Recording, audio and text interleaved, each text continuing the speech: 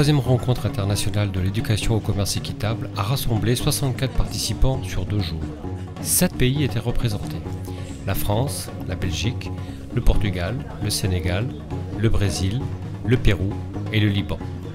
Des éducateurs, des responsables associatifs, des enseignants, des bénévoles et salariés d'une vingtaine d'organisations, institutions ou réseaux. Ces 2 jours ont été rythmés par des temps d'échange, d'expériences, de réflexion, d'expérimentation d'outils, d'apports théoriques et pratiques. Le thème de cette rencontre, de l'école à la rue, quelle vision et pratique de l'éducation au commerce équitable?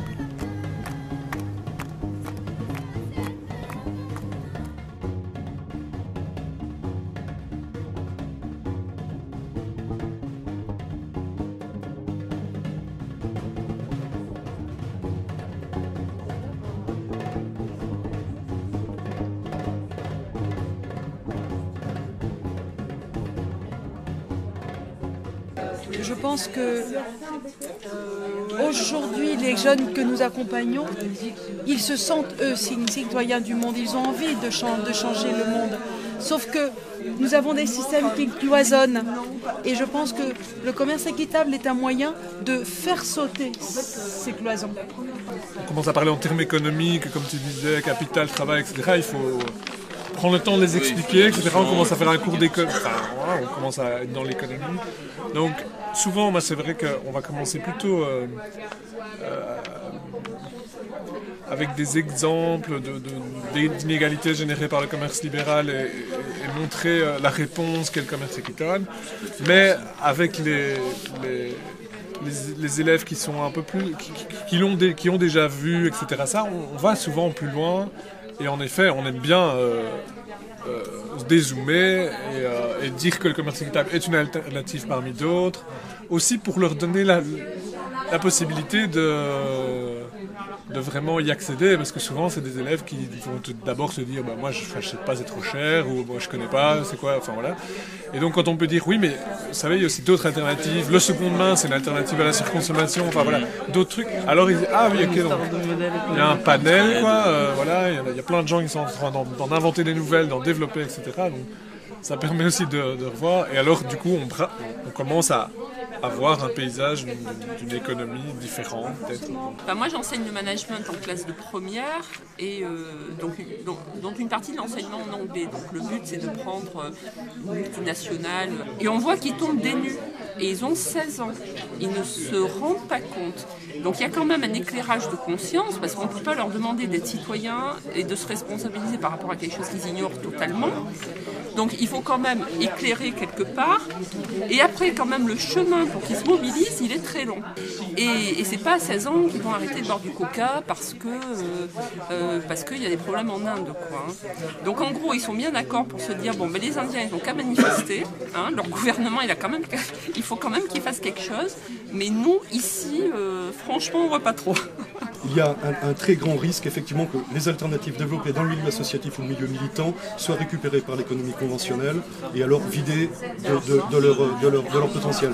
Donc s'il n'y a pas aussi une intervention des pouvoirs publics ou une régulation qui nous permet de ne pas être dépossédés du travail qu'on a fait dans le champ des alternatives, ce serait déjà un pas.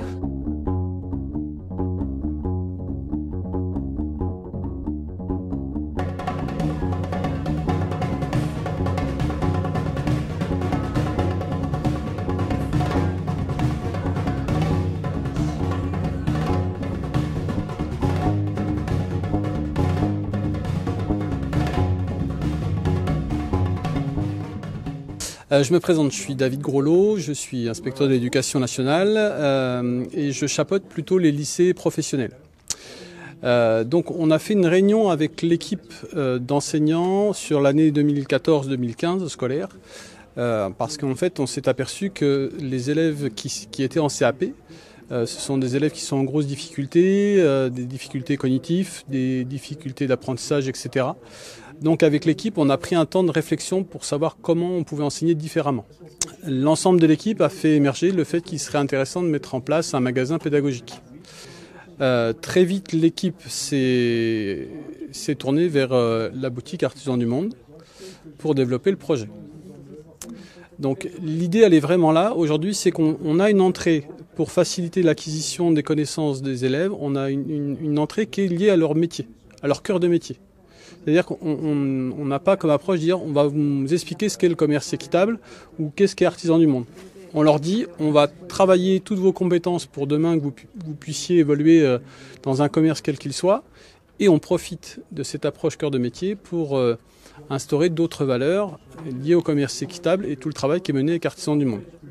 C'est que dans chaque discipline, on a décliné une transposition de l'action au travers du programme qu'ils avaient à mener. Je vous donne quelques exemples. Et tout ça, c'est formalisé. Alors, ça paraît neutre par rapport au tout travail mené par les enseignants, mais à chaque fois qu'un enseignant menait une activité en lien avec l'action, il rédigeait une fiche. Voilà, vous pourrez les regarder ici. Il y a des fiches actions qui symbolisent vraiment toute la démarche. Il y a une étude qui a été faite, donc rédaction d'un questionnaire, administré auprès des élèves et des adultes de l'établissement. On est ressorti un coût, un nombre de produits et un choix de produits. Donc là, l'enseignant de mathématiques, il a traité toute sa partie statistique. En français, ils sont préparés à l'oral, donc ils ont échangé avec l'enseignante sur la préparation à la vente. En géographie, évidemment, ils ont placé tous les pays producteurs, etc. Donc vous voyez, on a sur chaque discipline, on a vraiment un lien avec l'action qui a été menée. C'est-à-dire que l'objectif aussi de ce projet-là, c'est d'inverser les choses. Parfois, on a dans les lycées professionnels, on voit le volet théorique et après, on met une mise en application pendant les stages ou sur une action. Là, l'idée, c'est d'inverser et qu'on soit vraiment dans cette méthode inductive où l'élève fait et quand il a fait, on extrait, on arrive à didactiser tout ce qu'il a vu. Voilà, ça c'est quoi? On va le voir tout à l'heure, c'est un bon de livraison. Donc concrètement, il l'a vu, puisque quand ils ont visité la boutique, c'était un coup de chance. Il y a eu une livraison. C'est travailler aussi avec nos élèves qui sont de futurs citoyens, donc de futurs consommateurs. Donc on a cette vertu-là aussi dans le cadre. Et là, c'est vraiment lié à notre partenariat avec Artisans du monde. Et puis, ce qui est intéressant, et là, ça dépasse le partenariat, c'est dans l'action, c'est mettre les élèves vraiment à un développement de compétences, quel que soit leur niveau scolaire, quel que soit, parce qu'on a, comme le disait Agnès, des primo-arrivants, donc qui parfois ont la barrière de la langue. Et là, quand on les met face à un rayon et qu'ils doivent préparer un rayon, le mettre en place, etc., ils sont tous opérationnels. Donc on essaye de vraiment travailler sur l'égalité de chances des uns et des autres, au travers de ce projet-là. Justement, dans le cadre du projet Jeunes ambassadeurs du commerce équitable, notre objectif, justement, c'est de mettre en place un portfolio de compétences qui, justement, ne soit pas diplômant. Parce que on se dit, c'est un projet donc de prévention de décrochage scolaire. On se dit que parmi nos élèves volontaires, certains peut-être quitteront le système scolaire sans valider de diplôme, et nous on veut qu'ils valident des compétences. Donc nous, un des outils pédagogiques qui a été validé par Erasmus, c'est justement ce livret de compétences validées. Donc c'est quoi être un ambassadeur? Donc il y a un certain nombre de compétences et l'élève sur ces 3 ans fait un chemin et sort avec quelque chose. Donc nous on travaille là-dessus, c'est pour ça je pense que on va devoir travailler ensemble. Dans le domaine de l'éducation et la solidarité internationale, dans l'essentiel des pays où on maintient des relations avec des acteurs, la question de l'évaluation sur les changements de comportement, etc., c'est une question centrale. Beaucoup d'organisations sont désarmées face à ça, des organisations associatives spécialisées dans la question de l'éducation et développement. Donc, le système scolaire, le système éducatif est de plus en plus impliqué dans ces actions-là. Donc, je pense qu'il y a un bout de chemin qu'on pourrait faire ensemble pour élaborer des outils plus conséquents. Ouais.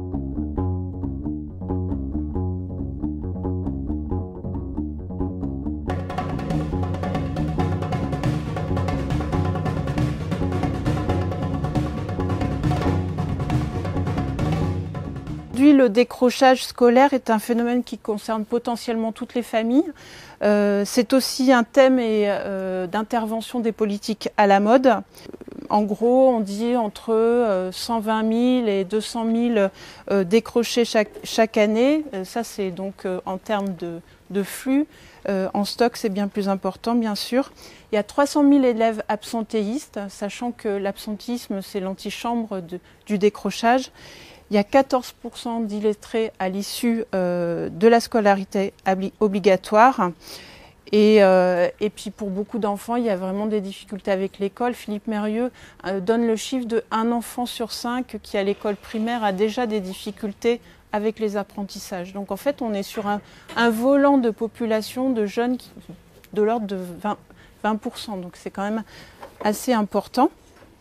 Donc le décrochage, ce qu'il faut comprendre, c'est que c'est un phénomène évolutif et donc qu'il faut le prendre en termes de déroulement. Il y a un avant, un pendant et il y a un après le drame et du coup c'est à tous les niveaux qu'on peut intervenir et le plus tôt d'ailleurs est le mieux. Donc pendant l'enfant zappe de plus en plus en classe, qu'il s'en absente de manière effective, c'est l'absentéisme, ou bien qu'il se dérobe aux exigences de la forme scolaire, c'est l'enfant au fond de la classe qui s'ennuie tranquillement en attendant la sonnerie. Et puis après, c'est quand le point de non-retour est atteint et que la déscolarisation est intervenue et qu'il faut trouver un projet alternatif et c'est le temps du raccrochage. C'est la vie sociale, c'est les amis, c'est l'opposition aux parents, la revendication d'une autonomie sans entrave, on teste les limites et c'est le temps aussi des premiers amours, des chagrins. J'ai une psychologue qui, dans le cadre de ce travail, m'a dit, par exemple, des jeunes qui sont, entre guillemets, quittés en cours puisqu'ils sont tous avec leur portable. Enfin, il y a une intervention de la vie réelle dans l'espace classe qui peut parfois bouleverser l'attention des élèves. Et en fait, un jeune qui subit cette violence-là, comment il réagit en cours. Enfin voilà, toutes ces questions-là, elles se posaient peut-être pas il y a 15 ans, mais maintenant, elles interviennent de plus en plus en prise directe avec la classe. Et en fait, je voulais vous présenter les résultats de cette enquête, donc, qui s'appelle « La lutte contre l'abandon scolaire précoce en Europe ». Les enseignements tirés de l'éducation de la deuxième chose. Donc, ils ont analysé dans 7 pays une trentaine de dispositifs et ils ont essayé de voir les invariants, les points de convergence. Donc une efficacité fonction de la valeur conférée par les participants, c'est-à-dire je pense qu'on parle en fait d'estime de soi et l'idée qu'on participe de quelque chose qui est un peu différent. Un sentiment d'autonomie dans les apprentissages, un système distinct de la forme scolaire ordinaire, ce qu'on disait tout à l'heure, c'est-à-dire qu'il n'est pas question de remettre un élève face à ce qu'il a fait échouer, et donc on fait le pas de côté nécessaire pour l'accompagner. Générateur d'une communauté nouvelle, c'est-à-dire qu'un jeune qui a été en décrochage, il a été décroché, donc il faut le raccrocher, c'est aussi à un collectif, à un projet, à une identification valorisante, un degré important d'expérimentation, parce que tout ça se fait dans le bricolage, mais oui, c'est un peu le terme, c'est-à-dire que c'est dans la discussion, dans l'échange entre différents acteurs que naissent ce type de dispositif de raccrochage. Une coopération multiprofessionnelle plus importante, des formes améliorées d'encadrement individualisé et de mentorat, des relations positives entre enseignants et élèves, une politique de la porte ouverte, une participation aux procédures décisionnelles, c'est-à-dire que en fait, le jeune est moins consommateur et plus acteur de son parcours. Un soutien social et psychologique, donc c'est l'accompagnement global, c'est-à-dire qu'on n'est pas uniquement sur les savoirs. Une organisation souple de la semaine, un apprentissage en dehors de la classe. Tout à l'heure, j'ai participé à l'atelier sur l'initiative qui a été menée dans un lycée professionnel avec des élèves de CAP à Châteauroux sur l'ouverture d'une boutique pédagogique en lien avec Artisans du Monde. Moi, j'ai eu l'impression que tout ce qui est décrit là était dans le projet. Une des forces de ces projets, c'est que ça fait rentrer le jeune dans une dynamique de projet personnel, projet collectif, et que c'était essentiel pour ancrer la motivation et faire en sorte que le jeune raccroche. Je crois qu'une des causes de l'échec scolaire, c'est qu'on n'est jamais sorti de l'idée première de la création du lycée par Condorcet. Il s'agissait de former l'élite de la nation. Certains de mes bons amis, très ouverts, très intelligents, n'en sont pas non plus sortis, y compris des syndicalistes qui n'arrête pas de répéter que faute de moyens, le niveau baisse.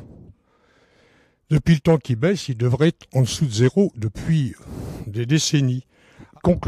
Ma conclusion personnelle, soyons modestes, écoutons les gens qui exercent des métiers différents, arrêtons de stresser nos jeunes pour la réussite à tout prix, réfléchissons à nos certitudes, essayons de nous poser des questions.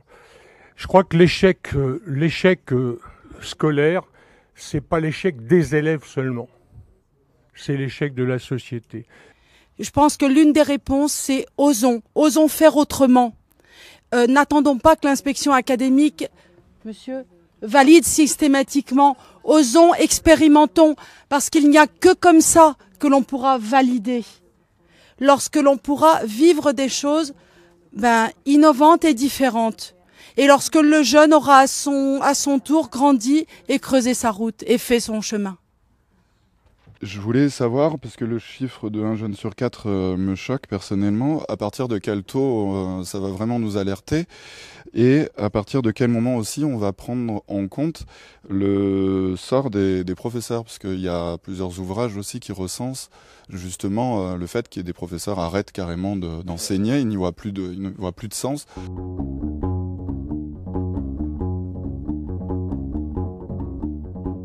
On a parlé de troubles de l'apprentissage aussi. Dans notre école, on a fait une petite cellule au niveau des troubles de l'apprentissage, c'est-à-dire qu'on s'est rendu compte, enfin pas nous, mais statistiquement, il y a énormément d'enfants en difficulté au niveau de la dyslexie, de la dyscalculie. On a parlé de haut potentiel, de troubles de l'attention. Tous ces élèves-là, ils sont dans un cursus scolaire pour longtemps. Auparavant, quand ça n'allait pas, on disait c'est pas fait pour l'école, on va le mettre ailleurs. Alors que comme Madame l'a dit, c'est peut-être une intelligence qui est tout simplement différente et qui ne rentre pas dans notre moule scolaire, dans le moule qu'on a fait, notre école comme elle est conçue. La logique aux mathématiques, c'est bien, mais le côté artistique, on va peut-être pas le développer du tout, dans notre manière de fonctionner. Donc dans cette petite cellule, on essaye d'accompagner les élèves, d'abord de les reconnaître dans leurs différences. Donc on a un entretien avec eux pour dire on sait que c'est un petit peu difficile, etc. Et rien que de les reconnaître dans leurs différences, c'est déjà un premier pas. Le deuxième pas, c'est de sensibiliser les autres élèves à la différence aussi à ce niveau-là. Et ça, je pense que ça peut être levier aussi. La troisième chose, et c'est la plus importante, c'est la pédagogie du projet. Et dans notre école, c'est quelque chose qui nous tient à cœur, peut-être plus pour les aînés que pour les petits, c'est vrai. Et donc un des projets dans notre école, c'est le projet des jeunes magasins Oxfam, qui existe depuis bien longtemps dans notre école. Et cette année, on a la chance de pouvoir l'élargir à d'autres horizons, puisqu'on peut travailler avec la France, le Pérou et le Portugal. Donc voilà, cette pédagogie du projet qui fait partie de la pyramide des motivations aussi, qui est super importante. Je distinguerais quand même au niveau on a reparlé de la pédagogie du détour et la pédagogie du projet. Pour moi, le projet n'est pas un détour. Parce que le projet, il met sur le même pied tous les acteurs. Ça veut dire que un projet idéal, les jeunes et les enseignants l'ont construit ensemble. Ce ne sont pas les enseignants qui arrivent en disant « Ah, on va faire un projet ». Ce n'est pas un projet. Donc c'est un travail, parce que c'est vrai qu'en amont, on arrive quand même avec cette idée-là derrière, mais qu'il faut les amener à adhérer à un projet et surtout à devenir acteurs. Et ça, c'est toute la difficulté du projet. Moi-même, à l'école, j'avais même remarqué qu'au Sénégal, on ne nous apprenait pas beaucoup de choses en tant que Sénégalais. En tant que Sénégalais, c'était plutôt la France, beaucoup d'autres choses. Et moi, des fois, ça m'intéressait pas du tout. J'étais un peu révoltée. Je me dis, tout ça, pourquoi je dois apprendre tous les rues et rues de la France? Or que, or que devant ma porte, cet arbre ou je sais pas, les ateliers, je connais même pas les choses, mes réalités à moi, je les connais même pas. Mais quand même, je suis forcée finalement à apprendre, Donc c'était un peu une déception par rapport à l'école. Et c'est là qu'on a créé notre association Éco-Jeunes Solidaires, Écologie, Jeunesse et Solidarité, pour permettre aux élèves et aussi avec l'appui de l'ONG, ils ont créé une centre de formation professionnelle qui n'est pas encore active pour l'instant, pour vraiment les élèves qui ont des difficultés à l'école, parce que tout le monde n'est pas fait pour l'école. Et l'école aussi n'est pas faite pour tout le monde. Donc de donner une possibilité à ces élèves qui vont se retrouver, si ce n'est pas à l'école, s'ils ne réussissent pas, c'est ces mêmes élèves à l'âge de 15 ans qui vont se retrouver en ville. Donc déjà, ils ne connaissent pas les villes, ils ne connaissent pas beaucoup de choses. Si c'est les garçons, ils vont faire du mécanicien ou en tout cas avec des... très difficile, quoi. Si c'est les filles, des fois, malheureusement, on les retrouve un an après enceintes ou en tout cas, c'est des réalités un peu dures. Et donc, nous, avec notre association, c'est de dire que l'école, c'est possible, mais il faut donner envie aux élèves. Trazer panorama mais geral do que acontece no Brasil. O tema da educação no Brasil é desafio porque o sistema público é muito precarizado. Os professores são mal remunerados, é uma classe desvalorizada. A questão da evasão está relacionada à questão da desigualdade social. Por exemplo, jovens abandonam a escola porque precisam trabalhar. Ou o problema da gravidez na adolescência, onde as meninas precisam abandonar a escola para cuidar dos filhos. De qualquer forma, falando dos desafios metodológicos, penso que há descompasso entre a velocidade da informação que os jovens recebem hoje na internet, nos videogames, e a linguagem da escola menos dinâmica. Acho que uma saída são as escolas se abrindo para a comunidade. A escola precisa se integrar com o território para que as pessoas se apropriem da escola. Pais, mães e alunos sintam que a escola lhes pertence. E por isso é direito e uma responsabilidade cuidar. Por fim, eu queria falar de 2 pontos específicos que acontecem no Brasil. Um é o desafio da soberania alimentar, porque alguns alunos vão para a escola para se alimentar. Existe uma política pública que determina que 30% da compra da alimentação escolar tem que ser da agricultura familiar. O Kairos, que é a ONG que eu trabalho, estimula o controle social na alimentação escolar para que a lei seja cumprida. E, por último, segundo aspecto, que foram as ocupações recentes nas escolas do estado de São Paulo. A rede pública do estado de São Paulo viveu impasse pelo anúncio da reorganização e consequente fechamento de algumas escolas. Em reação à medida, os estudantes se organizaram e ocuparam cerca de 200 escolas. Depois de quase um mês de ocupação, os estudantes começaram a protestar nas ruas. E a reação da polícia foi muito violenta. Depois de muitas idas e vindas, o governador suspendeu a medida. Mas eu penso que essa, apesar de ser uma situação difícil, é uma oportunidade, porque durante o período em que as escolas estiveram ocupadas, os alunos aprenderam muitas vezes o que a sala de aula não ensina. A cidadania, a discussão sobre a conjuntura política, a percepção de que são sujeitos de direito. E o estímulo para seguir na luta por esses direitos não retrocederá. El sistema educativo en el Perú tenemos 2 tipos, ¿no? El privado y el público, o los colegios nacionales. En ese sistema educativo, por ejemplo, la educación privada está más en las capitales de las regiones del Perú. Y los colegios públicos, escuelas públicas, se encuentran generalmente en los pueblos más alejados. Actualmente yo vengo laborando 6 años en el colegio Jorge Basadre Groman de Masiapo, que pertenece a la región Puno. En el colegio tenemos, hace 6 años que yo llegué a este colegio, albergaba una cantidad de 250 estudiantes. Hasta el año pasado, por ejemplo, hemos descendido 195 estudiantes. Este colegio para mí, desde que yo empecé a trabajar, para mí debió seguir creciendo. ¿Qué sucedió? Cada año van llegando nuevos docentes y aquí se ve el maltrato psicológico de estudiantes, de los profesores hacia los estudiantes. La misión o el papel que cumple el docente debe ser muy importante, más enfocado en el estudiante y no verse uno mismo, porque muchos profesores de matemáticas, los de comunicación, generalmente son los que dicen, no, mi área es importante.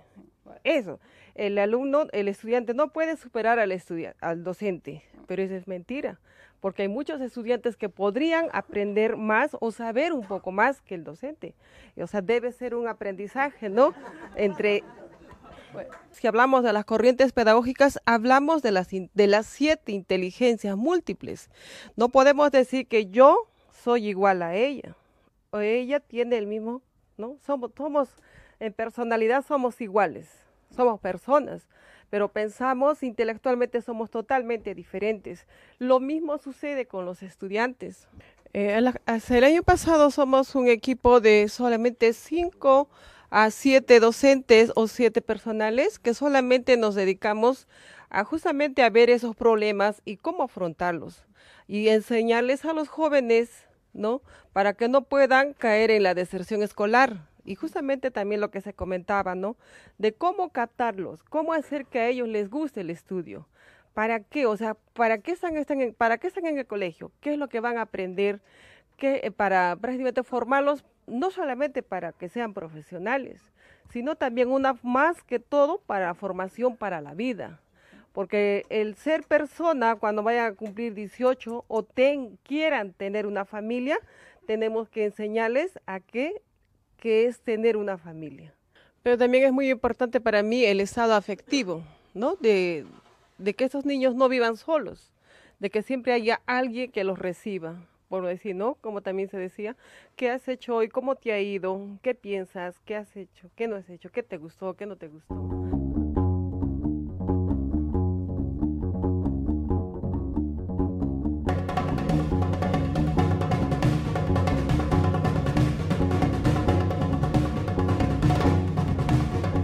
Promouvoir les produits du commerce équitable, c'est promouvoir des gens derrière, des personnes qui travaillent, des producteurs qui travaillent, et ce n'est pas promouvoir le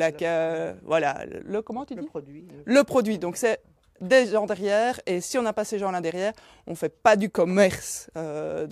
Voilà.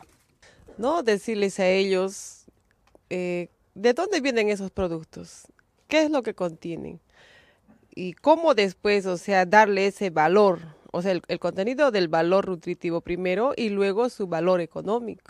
Avant de faire la promotion des produits du commerce équitable, pour les jeunes dont tu parles, il me paraît intéressant de dénoncer les produits du commerce conventionnel.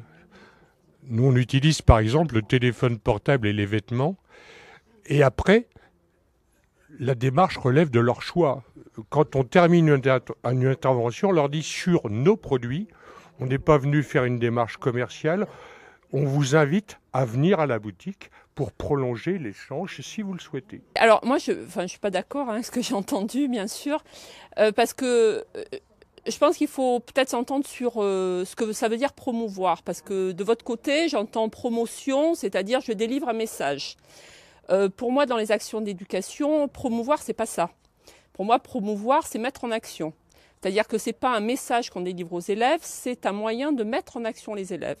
Donc on peut très bien imaginer autour d'une activité toute simple qui consisterait peut-être en l'élaboration d'un gâteau. On pourrait avoir une petite équipe d'élèves qui fait un gâteau avec, je ne sais pas, un sucre conventionnel et il serait chargé de raconter l'histoire de ce sucre-là au moment du partage du gâteau.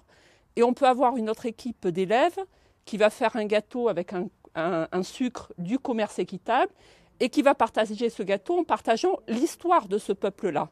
Donc promouvoir dans le sens, je mets en action l'élève qui, dans un moment de partage, parce que commerce équitable, c'est quand même, il y a cette notion d'appartenir tous au même monde. Donc pour moi, promouvoir, c'est mettre en action l'élève qui lui-même va, à travers son action, partager des valeurs. C'est pas vendre un produit. On va pas mettre le paquet. Viande. Ah, tu vois. Un des arguments aussi auxquels on s'est confronté, c'est la question de la crédibilité de l'animateur et de l'éducateur dans ces sessions-là. Et donc, si on part de la définition de promouvoir comme la stimulation de l'acte d'achat, alors il peut effectivement y avoir une certaine suspicion sur la motivation ou l'objectif de l'éducateur en contexte de formation. Si, bon, lui il est là, pourquoi? Pour vendre son café, ou il est là effectivement pour nous permettre de décodifier, de décrypter un peu mieux la réalité dans laquelle on évolue et de nous permettre de nous positionner d'une manière un peu plus critique. La question de la promotion, on en a parlé, c'est pas forcément de la publicité. Si on peut prendre par exemple l'étymologie, hein, moi j'improvise une étymologie de promouvoir, ça peut être pro pour et se mouvoir, pour bouger, pour naviguer entre... Et le produit, c'est pas forcément pousser à acheter, c'est pousser à bouger. C'est pousser à réfléchir, à avoir une réflexion, et c'est pas forcément pousser à acheter, donc à être un consommateur, mais c'est pousser aussi à être un médiateur, à parler et à diffuser les idées du commerce équitable. Et le produit, c'est une entrée, comme on a dit tout à l'heure, c'est pas une fin en soi de faire acheter. À mon avis, ce qu'il faut surtout poser, c'est la question de la finalité de l'action d'éducation. Est-ce que la promotion des produits, ça apparaît à un moment donné comme une étape dans le processus, comme un outil, ou est-ce que c'est la finalité? Moi, si je me suis mis ici, c'est parce que je pense que promouvoir peut en effet, comme dans le cas des jeunes magasins, être un outil qui est très très intéressant. Mais si jamais on veut à la fin de l'action que voilà directement le public achète les produits et que tout à coup il adhère aux produits, je pense qu'on va louper quelque chose parce qu'on va pas être dans un changement de comportement durable. Et donc finalement le public va acheter le produit, mais est-ce que après il aura vraiment compris que ce produit-là, il est plus globalement un peu le symbole d'un autre mode de consommation? Moi, comme disait Hugo, en fait, je me pose surtout la question de la finalité de nos actions éducatives. Pour moi, Artisans du Monde, on fait pas tant de l'éducation au commerce équitable que de l'éducation à la citoyenneté, à la solidarité internationale. Et moi, dans ce cadre-là, mon objectif, c'est pas tant que les gens achètent, c'est surtout qu'ils se posent des questions, qu'ils se remettent en question, qu'ils prennent conscience de certaines choses, réfléchissent. S'ils passent à l'action, tant mieux. Mais la promotion des produits du commerce équitable, pour moi, ça n'est vraiment qu'un des leviers, des multiples leviers qui peuvent être actionnés à la fin. Pendant cette rencontre, les participants ont pu choisir 4 activités d'éducation à mener hors des murs. Un porteur de parole autour de l'affirmation « Consommer, c'est agir », l'élection du produit le plus pourri en supermarché, une dégustation pour voir comment allier discussion et découverte de nouveaux produits, et des chants militants pour interpeller les passants dans la rue.